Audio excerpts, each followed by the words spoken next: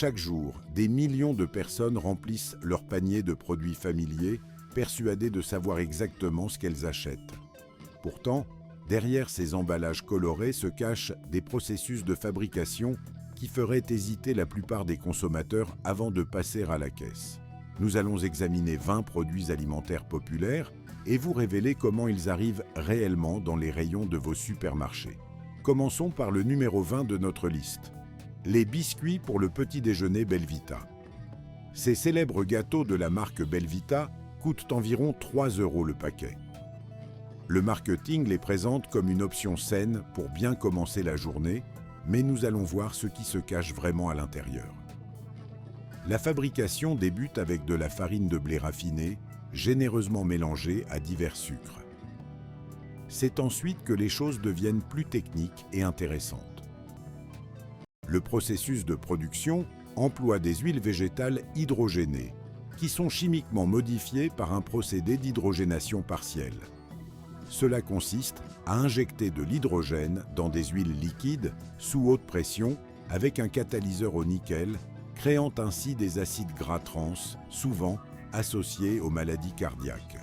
Pendant la cuisson à haute température, ces huiles subissent d'autres transformations complexes. Le produit final est ensuite complété par des amidons modifiés, des arômes artificiels et des émulsifiants pour prolonger sa durée de conservation à plusieurs mois. Des études montrent que la consommation régulière de produits contenant des graisses hydrogénées contribue à l'athérosclérose. Ce biscuit pratique, vanté comme un choix sain, contient en réalité des graisses industrielles que votre organisme a beaucoup de mal à reconnaître.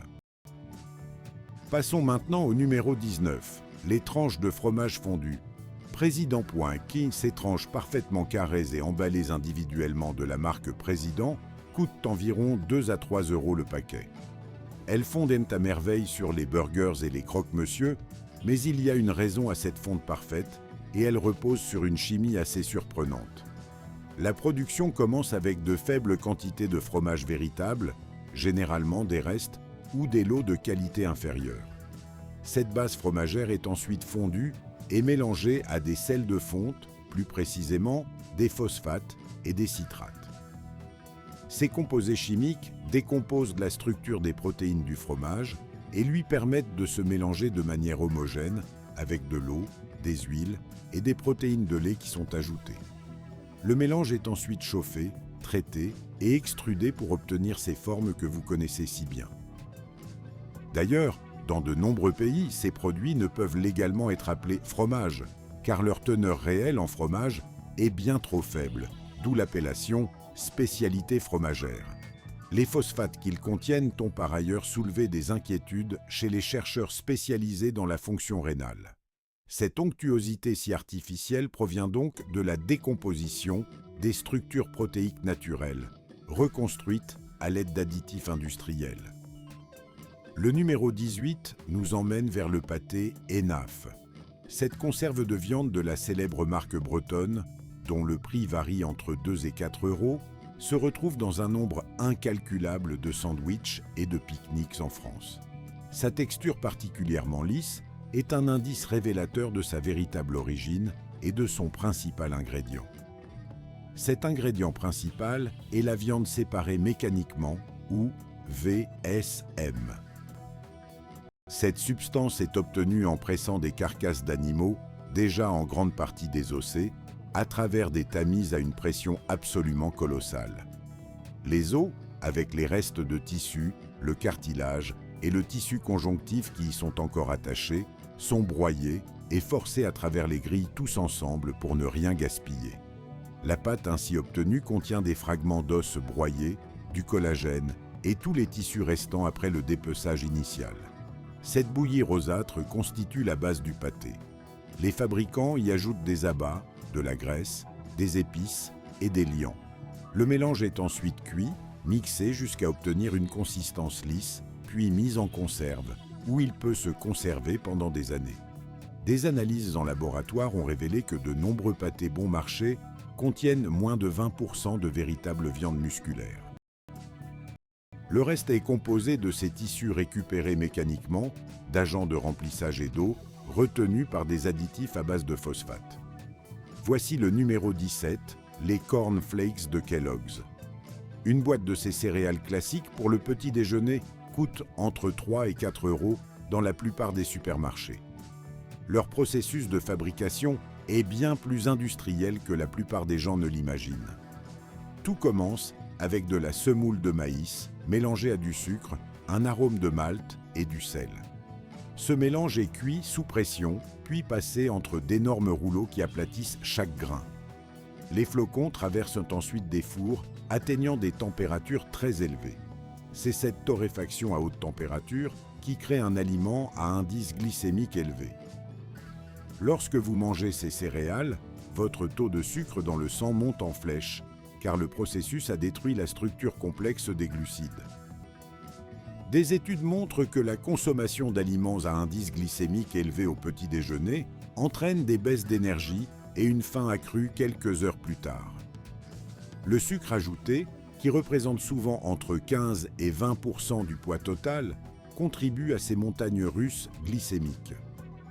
Des organismes de contrôle alimentaire ont également identifié divers conservateurs dans ces céréales.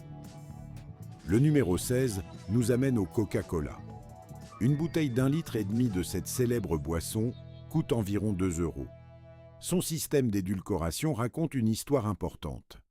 La majorité de la production de Coca-Cola utilise du sirop de glucose-fructose. Cette substance provient du maïs, qui subit de multiples réactions enzymatiques pour transformer le glucose en fructose. La production implique de traiter l'amidon de maïs avec de l'alpha-amylase, puis de la glucoamylase et enfin de la glucose isomérase. Une seule grande bouteille contient l'équivalent d'environ 12 cuillères à café de sucre. Votre foie métabolise le fructose différemment des autres sucres et une consommation excessive a été associée à la stéatose hépatique ou maladie du foie gras et à la résistance à l'insuline. La gazéification ajoute de l'acide carbonique, ce qui contribue à l'érosion de l'émail dentaire. Le colorant caramel, l'acide phosphorique et les arômes naturels complètent la liste des ingrédients. Ce goût rafraîchissant provient d'une combinaison conçue avec précision, destinée à déclencher une réaction de plaisir dans votre cerveau et à vous inciter à en vouloir toujours plus. Nous voici arrivés au numéro 15, le chocolat au lait Milka. Cette tablette de chocolat, enveloppée dans son emballage violet caractéristique, coûte entre 2 et 3 euros. Sa texture crémeuse l'a rendue célèbre dans le monde entier. Mais la liste des ingrédients recèle quelques surprises. Le chocolat traditionnel utilise du beurre de cacao provenant des fèves de cacao pour obtenir son onctuosité. De nombreux chocolats produits en masse remplacent une partie ou la totalité du beurre de cacao par de l'huile de palme, beaucoup plus économique. La fabrication du chocolat consiste à mélanger la pâte de cacao avec du sucre, du lait en poudre et des matières grasses végétales. Le tout est raffiné par des rouleaux géants, puis conché sans interruption pendant de nombreuses heures. L'ajout d'huile végétale modifie les propriétés de fusion. Le beurre de cacao naturel fond précisément à la température du corps, tandis que les produits contenant des substituts d'huile de palme se comportent différemment. L'huile de palme contient beaucoup d'acides gras saturés et sa production soulève de sérieuses préoccupations environnementales. Un chocolat qui semble délicieux pourrait en réalité contenir beaucoup moins de cacao que ce que son marketing ne le suggère. Notre 14e point concerne l'huile d'olive Puget. Une bouteille d'huile d'olive vierge extra de chez Puget coûte généralement entre 8 et 12 euros. Les consommateurs l'achètent pour sa réputation bénéfique pour la santé cardiaque. Cependant, l'industrie de l'huile d'olive cache de bien inconfortables vérités. Des études révèlent que même 70 à 80% des huiles d'olive étiquetées « vierge extra » ne répondent pas aux normes réelles. Cette fraude opère de plusieurs manières. Certains producteurs mélangent de petites quantités d'huile d'olive véritable avec des huiles moins chères, comme l'huile de soja, de tournesol ou de colza, puis ajoutent de la chlorophylle pour la couleur et des arômes pour masquer la supercherie. D'autres vendent de l'huile d'olive rance, déodorisés par un processus de raffinage. Des tests chimiques menés par diverses autorités de contrôle alimentaire ont d'ailleurs piégé de grandes marques vendant des produits falsifiés. L'étiquette « Vierge Extra » devrait garantir un pressage à froid, à partir d'olives fraîches, sans aucun traitement chimique. Malheureusement, l'application de la loi reste souvent faible et les tests sont coûteux. Ainsi, cette bouteille pourtant coûteuse pourrait bien contenir des huiles végétales transformées, masquées par des arômes, et ne vous apportera aucune des vertus du régime méditerranéen que vous espériez. Nous approchons du 13e article, le yaourt aux fruits Danone. Ces petits pots de yaourt aux fruits de la marque Danone coûtent entre environ 80 centimes et 1,70 € chacun. Les parents les glissent dans les goûters d'école de leurs enfants, convaincus d'offrir une collation saine et nutritive. Pourtant, le processus de fabrication recèle un ingrédient qui pourrait bien en surprendre plus d'un. La gélatine est fréquemment utilisée comme épaississant et stabilisant dans de nombreux yaourts aux fruits. Cette substance provient d'une source très spécifique: les os, la peau et les tissus conjonctifs des porcs et des bovins. La production implique la collecte de ces sous-produits d'abattoir, puis leur cuisson prolongée, parfois pendant plusieurs jours, afin d'en extraire le collagène. Ensuite, le collagène se décompose en gélatine, qui est alors séchée et réduite en poudre. Dans le yaourt, cette poudre est responsable de cette texture lisse et légèrement tremblotante qui maintient le produit cohésif. Le processus lui-même est considéré comme sûr du point de vue de la sécurité alimentaire. Le collagène est une protéine digestible. Cependant, de nombreuses personnes ignorent la présence de ces ingrédients d'origine animale dans ce qui semble être un simple produit laitier. Pour les végétariens, les végétaliens ou ceux qui suivent des régimes alimentaires spécifiques pour des raisons religieuses, cet ingrédient caché pose de véritables problèmes. La gélatine se dissimule derrière des appellations techniques sur les listes d'ingrédients. Ce snack crémeux aux fruits, vanté comme une option saine, renferme en réalité des tissus animaux transformés, issus de parties de carcasses qui finiraient normalement à la poubelle. En examinant attentivement l'étiquette, recherchez des termes comme protéines de collagène ou épaississant d'origine animale. Le numéro 12 est le jambon de la marque Herta.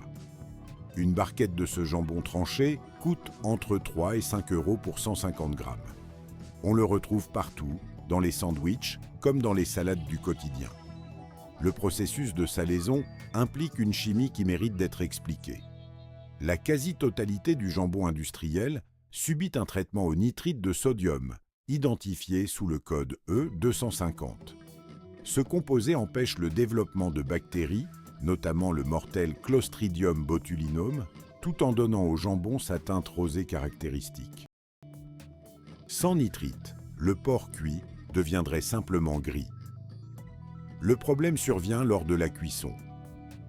Lorsque la viande traitée aux nitrites est chauffée, surtout à haute température, ces nitrites peuvent réagir avec les acides aminés pour former des nitrosamines.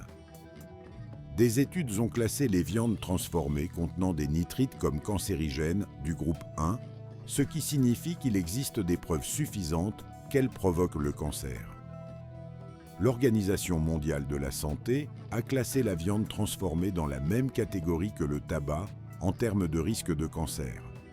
Chaque tranche de ce jambon rose contient ces conservateurs qui subissent des réactions chimiques inquiétantes lorsqu'ils sont chauffés.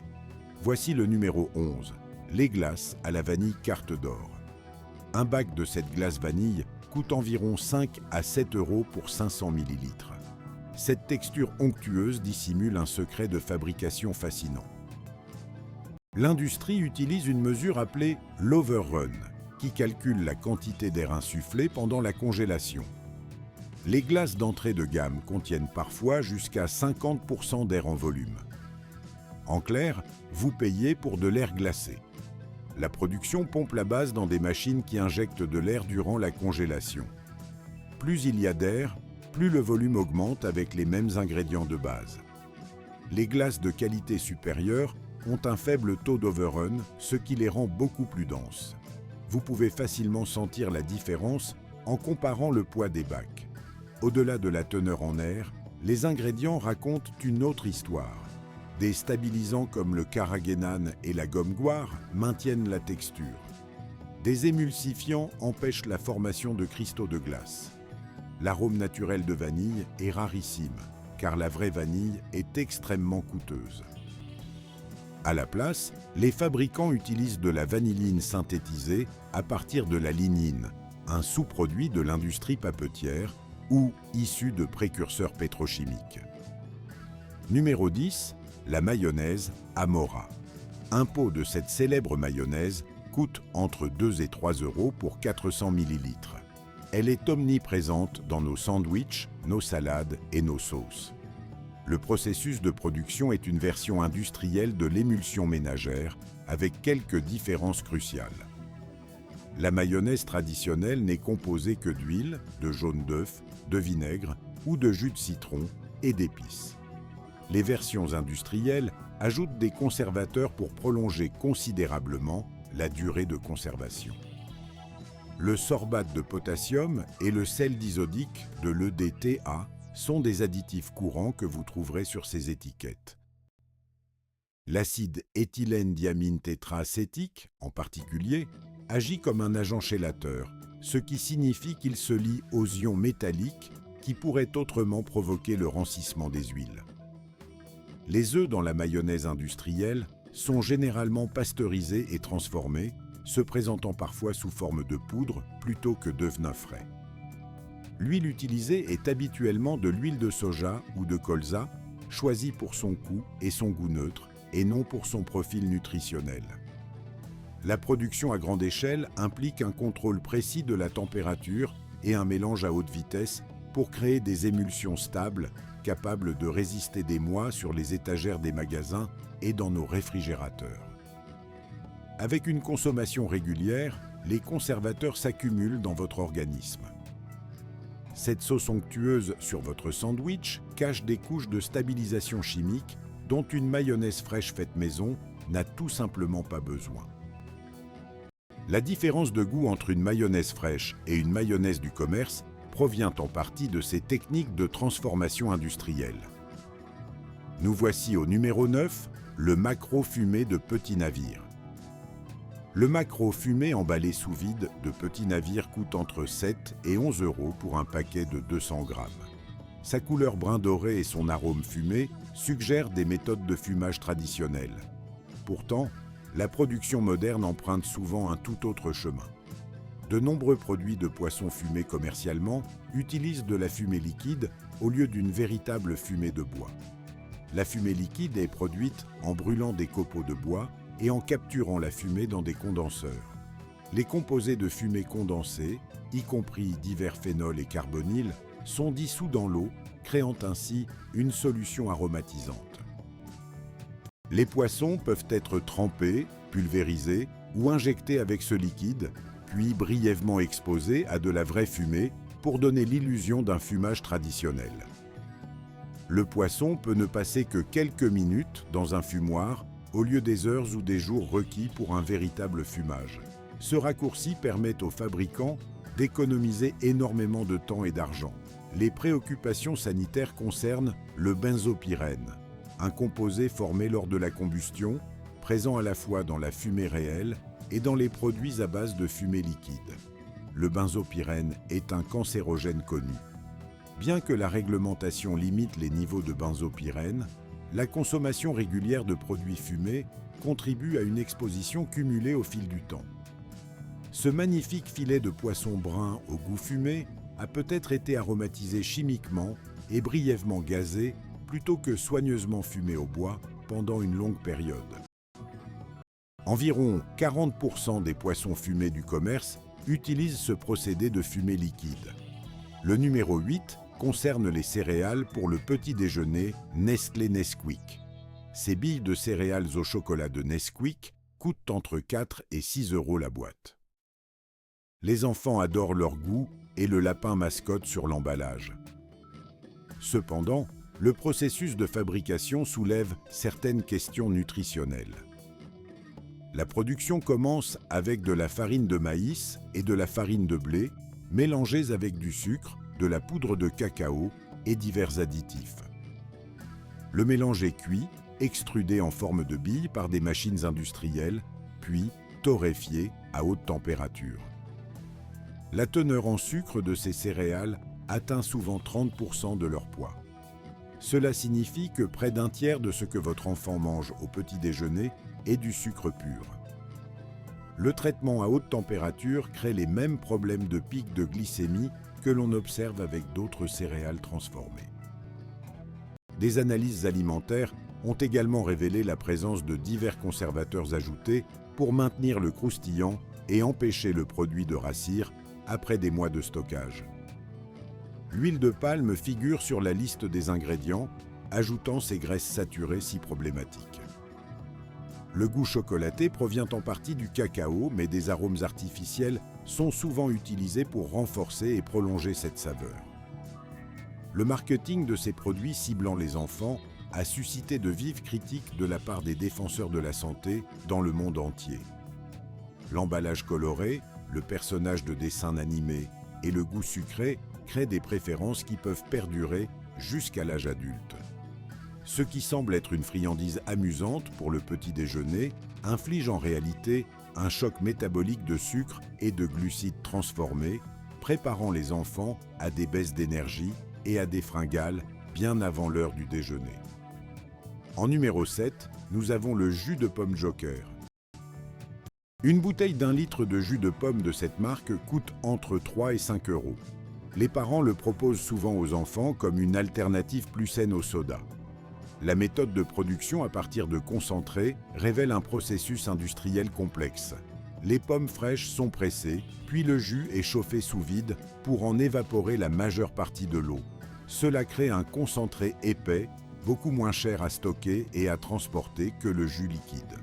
Le processus de concentration nécessite des températures d'environ 65 degrés Celsius, ce qui détruit les vitamines et les enzymes sensibles à la chaleur. Ce concentré peut être stocké pendant de longues périodes, voyageant parfois à travers le monde entier avant d'être reconstitué dans les usines d'embouteillage. Dans l'usine, de l'eau y est réincorporée pour lui redonner sa forme liquide. Le jus est ensuite pasteurisé à des températures encore plus élevées, autour de 85 degrés Celsius, pour tuer les bactéries et prolonger sa durée de conservation de plusieurs mois. Ce second chauffage détruit encore plus de nutriments. Les quelques vitamines indiquées sur l'étiquette sont souvent ajoutées synthétiquement après le traitement. Les enzymes naturelles qui facilitent la digestion sont, quant à elles, complètement anéanties. La teneur en sucre du jus de pomme égale ou dépasse souvent celle d'un cola, mais sans les fibres qu'une pomme entière fournirait pour ralentir son absorption. Ce qui est commercialisé comme un jus de fruits naturel n'est en réalité qu'un concentré reconstitué, enrichi de vitamines de synthèse, qui apporte une dose de sucre sans les bienfaits nutritionnels d'un vrai fruit frais. En 6e position, nous trouvons le café soluble Nescafé. Un bocal de café soluble. Nescafé coûte entre 6 et 10 euros pour 200 grammes. Sa simplicité d'utilisation, ne nécessitant que l'ajout d'eau chaude, en a fait un produit de base dans les cuisines du monde entier. Le processus de fabrication transforme les grains de café par un traitement industriel intensif. Tout commence par la torréfaction, utilisant généralement des grains de Robusta, moins chers, plutôt que les grains d'Arabica privilégiés pour le café fraîchement moulu. Les grains torréfiés sont ensuite moulus et infusés dans d'immenses percolateurs industriels, avec de l'eau chauffée à environ 250 degrés Celsius sous haute pression. Cette extraction agressive arrache tout ce qui est soluble, y compris des composés qui ne se dissoudraient jamais lors d'une infusion domestique normale. Le liquide de café concentré qui en résulte doit ensuite être séché. 2 méthodes sont courantes, le séchage par pulvérisation, où le liquide est atomisé à travers une buse dans des chambres d'air chauffées à 200 degrés Celsius, ou la lyophilisation, qui qui consiste à congeler le tout à moins 40 degrés et à sublimer la glace sous vide. Ces deux procédés mettent le café à rude épreuve et modifient sa chimie de manière significative. Les températures élevées créent de l'acrylamide, ce même composé inquiétant que l'on trouve dans les chips bien dorés. Les antioxydants et les composés aromatiques volatiles sont considérablement dégradés au cours de ce traitement. Des études ont même révélé des niveaux plus élevés de contamination par les moisissures dans le café soluble par rapport au café en grains, car le processus de fabrication permet d'utiliser des grains de qualité inférieure. Ce qui se dissout si facilement dans votre tasse le matin est en réalité un produit ultra transformé qui n'a que peu de rapport avec un café fraîchement et soigneusement préparé à partir de grains entiers. Voici le numéro 5, le miel Lune de miel. Un pot de miel, toute fleur de la marque Lune de miel, coûte entre 6 et 8 € pour 400 grammes. Le miel est pourtant apprécié depuis des millénaires pour ses propriétés antibactériennes naturelles et ses bienfaits pour la santé. Mais le marché moderne du miel est gangréné par un problème majeur, la fraude. Des enquêtes menées par des associations de consommateurs ont révélé qu'environ 20% des miels de supermarché présentent des signes d'adultération. Le processus de falsification consiste à mélanger du vrai miel avec des sirops moins chers, comme le sirop de maïs à haute teneur en fructose. Les industriels chauffent ce mélange de sirop, y ajoutent des arômes pour imiter le goût du miel et ajustent la couleur avec du caramel. Ce faux miel se mélange parfaitement au vrai, ce qui le rend quasiment indétectable sans test en laboratoire. Certains produits subissent même une ultrafiltration, un procédé qui élimine tout le pollen. Or, c'est le pollen qui permet aux enquêteurs de tracer l'origine géographique du miel. Sa suppression facilite donc la dissimulation de la fraude et empêche toute vérification. Le chauffage nécessaire à ce traitement détruit les enzymes naturelles et les composés antibactériens qui font la richesse du miel brut. Un miel étiqueté comme pur peut ainsi contenir un pourcentage significatif de sirop de sucre industriel, sans aucune mention sur l'étiquette. Cet aliment naturel et sain, que l'humanité récolte depuis des milliers d'années, est devenu une nouvelle cible pour la fraude alimentaire, avec des sirops de sucre bon marché, dissimulés et vendus au prix fort du vrai miel. En 4e position, la margarine Plantafine. Une barquette de 250 g de Plantafine coûte entre 2 et 3 €. Pendant des décennies, elle a été présentée comme l'alternative saine pour le cœur face au beurre. Pourtant, son processus de fabrication implique une chimie pour le moins inquiétante. La production de margarine commence avec des huiles végétales liquides, généralement de palme, de colza ou de tournesol. Pour rendre ces huiles solides et tartinables à température ambiante, les fabricants se sont longtemps et largement appuyés sur un procédé appelé hydrogénation partielle. Ce procédé fait passer de l'hydrogène, à travers les huiles sous haute pression, en présence de catalyseurs à base de nickel, ce qui transforme une partie des graisses insaturées en graisses saturées. Le sous-produit de cette hydrogénation partielle, ce sont les tristement célèbres graisses trans que la recherche a formellement associées à un risque accru de maladie cardiaque. Les graisses trans augmentent le mauvais cholestérol tout en diminuant le bon, créant ainsi la pire combinaison possible pour la santé cardiovasculaire. L'Organisation mondiale de la santé recommande d'ailleurs une consommation nulle de graisses trans artificielles. Bien que de nombreux fabricants aient réduit leur teneur en graisses trans ces dernières années, les procédés de remplacement impliquent souvent des graisses entièrement hydrogénées, mélangées à des huiles liquides par un processus appelé interestérification. Cela crée des structures de graisse différentes, dont les effets à long terme sur la santé restent moins étudiés et compris. La margarine est ensuite mélangée avec de l'eau, des émulsifiants comme la lécithine, du sel, des vitamines et des colorants pour obtenir cet aspect de beurre que les consommateurs attendent. Ce qui a commencé comme un substitut bon marché au beurre a subi de multiples reformulations chimiques chacune résolvant un problème tout en créant potentiellement un autre. Nous arrivons maintenant à notre numéro 3, les chips Lay's. Un paquet de chips Lay's coûte entre 2 et 4 euros dans n'importe quel supermarché. C'est l'un des encas les plus populaires au monde. Mais le processus de fabrication crée quelque chose d'inquiétant, au-delà de la simple graisse et du sel. Tout commence avec des pommes de terre sélectionnées pour leur haute teneur en amidon et en asparagine. Les pommes de terre sont coupées en fines tranches et frites dans l'huile à des températures comprises entre 170 et 190 degrés Celsius. Pendant cette friture à haute température, une réaction chimique se produit entre l'asparagine des pommes de terre et les sucres présents. Cette réaction, appelée réaction de Maillard, crée la saveur et la couleur si caractéristiques. Mais elle crée aussi de l'acrylamide, un composé classé par les autorités sanitaires comme probablement cancérogène pour l'homme.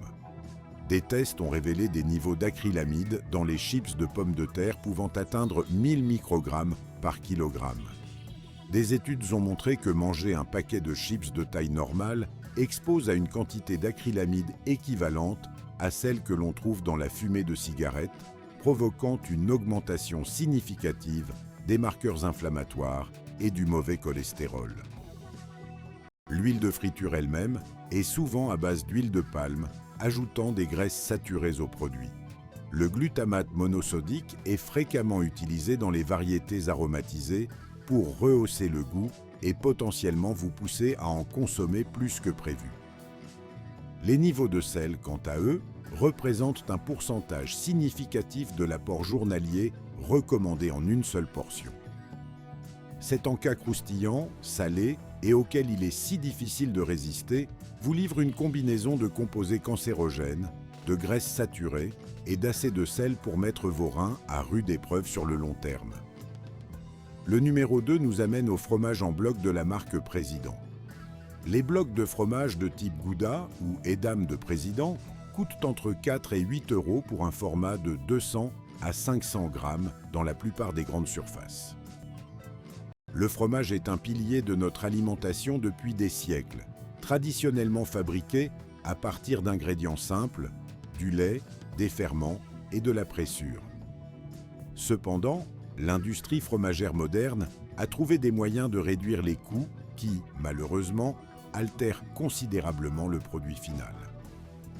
Les inspections de la qualité alimentaire ont révélé à de multiples reprises une fraude choquante, la falsification du fromage avec de l'huile de palme. Les fabricants remplacent jusqu'à 20 à 30% de la matière grasse laitière naturelle par des huiles végétales moins chères, principalement de l'huile de palme hydrogénée. L'huile de palme est mélangée pendant le processus de transformation, créant un produit qui ressemble et, dans une certaine mesure, a le goût du vrai fromage, mais dont la composition en matière grasse est radicalement différente.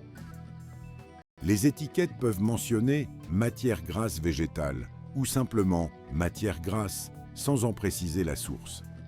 Du lait en poudre, des protéines de soja et des amidons modifiés sont parfois ajoutés pour donner du volume aux produits les moins chers. Le terme « spécialité fromagère » ou « préparation fromagère » apparaît sur certaines étiquettes honnêtes, mais de nombreux produits dissimulent leur véritable nature. L'huile de palme contient des niveaux élevés de graisse quintuple presse saturée, en particulier l'acide palmitique, qui a été associé à une augmentation du cholestérol et à un risque accru de maladies cardiovasculaires. Les autorités européennes de sécurité des aliments ont également exprimé des inquiétudes concernant les contaminants qui se forment lors du raffinage de l'huile de palme à haute température. Ce qui semble être un fromage traditionnel peut en réalité contenir des graisses industrielles provenant de plantations tropicales au lieu du bon lait de nos fermes laitières locales. Et maintenant, le numéro 1 de notre liste. Les saucisses Knacky de Herta. Ces paquets de saucisses qu'on trouve sous la marque Herta ou d'autres marques distributeurs coûtent entre 3 et 5 euros dans presque tous les supermarchés et supérettes de quartier. Elles cuisent rapidement, sont adorées des enfants et se retrouve dans d'innombrables repas de famille et barbecues. Le processus de fabrication commence avec un ingrédient au nom peu appétissant, la viande séparée mécaniquement ou VSM. Voici comment fonctionne la production de la VSM. Après que les morceaux de viande de valeur ont été retirés des carcasses d'animaux, les os restants ont encore des tissus qui y adhèrent. Ces os, qu'il s'agisse de poulet, de porc ou de bovin, sont introduits dans des machines qui les poussent à travers des tamis cylindriques sous une pression hydraulique énorme. Tout ce qui peut passer à travers les mailles du tamis devient de la viande séparée mécaniquement. Cela inclut les restes de tissus musculaires, la graisse, le tissu conjonctif, les vaisseaux sanguins, le tissu nerveux et, inévitablement, de petits fragments d'os broyés. La réglementation de l'Union européenne exige que la VSM contienne au minimum 12% de protéines, au maximum 20% de matières grasses et jusqu'à 70% d'eau. La pâte rosâtre qui en résulte ne ressemble en rien à la viande que les gens s'imaginent en lisant « volaille » ou « porc » sur l'étiquette. Des tests de qualité menés par les agences de contrôle alimentaire ont montré que de nombreuses saucisses bon marché contiennent jusqu'à 80% de viande séparée mécaniquement. Cette pâte est ensuite mélangée avec encore plus de graisse, du sel, des phosphates pour retenir l'eau, des nitrites pour la couleur et la conservation, des amidons pour lier le tout et des composés aromatiques pour le goût. Ce mélange est émulsionné en une pâte homogène, poussée dans des boyaux, puis cuit entre 70 et 80 degrés Celsius. Souvent, il est simplement traité avec un arôme de fumée liquide au lieu d'être véritablement fumé. Les phosphates qu'on y trouve servent à retenir toute l'eau qui a été ajoutée, ce qui signifie que vous payez de l'eau au prix fort de la viande. Les nitrites, eux, préviennent la croissance de bactéries dangereuses, mais peuvent former des nitrosamines, des composés cancérigènes, lorsque les saucisses sont grillées ou frites à haute température. De multiples études d'instituts de nutrition ont d'ailleurs lié la consommation régulière de viande transformée à un risque accru de cancer du côlon, de maladies cardiaques et de diabète. Cet aliment si pratique et familier que tant de familles